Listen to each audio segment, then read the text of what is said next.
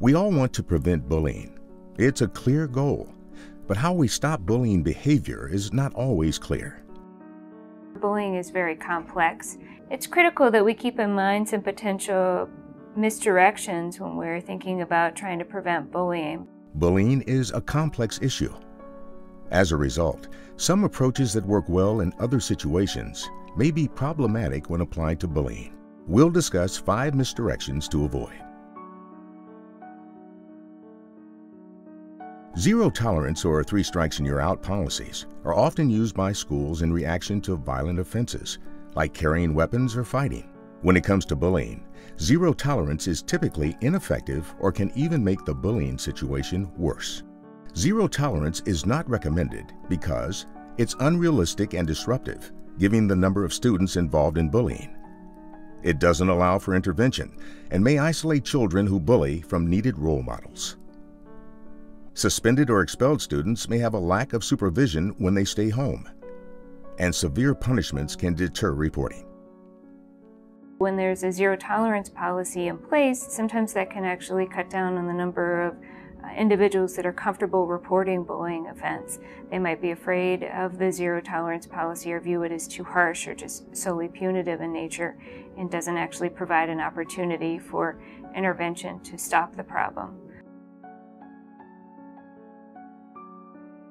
Conflict resolution and peer mediation can be effective ways to address many types of student conflicts, but not bullying. Conflict resolution and peer mediation is not recommended because it implies both parties bear responsibility and may further victimize the target. In the case of bullying, we don't have a situation where there's just a disagreement. It's a situation of abuse. Quite often the victim doesn't really want to be seen in the role as a victim and doesn't want to be identified or brought out or made to feel even more emotionally targeted or physically targeted within that group. And bringing them face to face with the perpetrator often can validate those roles and that power differential between them. Some schools address bullying behavior by implementing group therapeutic treatments like anger management counseling or empathy building. Group therapeutic treatment is not recommended because group members may model bad behavior, and group treatment that involves aggressors and children who are bullied can reinforce bullying behavior.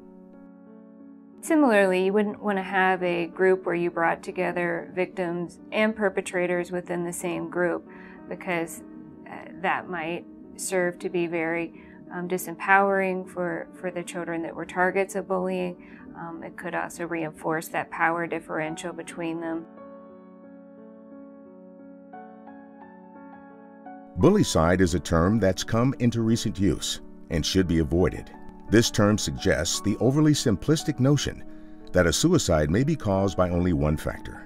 Those who actively work to prevent bullying can help prevent bad outcomes, including suicide. But bullying prevention efforts do not, in and of themselves, constitute suicide prevention. Although bullying may be a factor in suicide risk, it is often not the only one. We also know that suicidal ideation is pretty common among youth. During adolescence, there are issues around impulsivity that very well could lead to a suicide that is actually completed. So it's important for us to be aware of that potential link between mental health and suicide and the role that bullying could serve within that. But we don't want to overstate that link here. We also want to be cautious to clarify that there isn't an epidemic of these concerns, but when there are certain instances of bullying that are linked in some way with suicide, that we recognize the role other factors like mental health could play in them. Some schools address bullying as a topic on a single day during a staff training session, a parent-teacher meeting, an assembly, or even in the classroom. These types of efforts can represent important initial steps of a comprehensive long-term bullying prevention strategy, but they may not be effective in reducing bullying problems if implemented in a piecemeal way.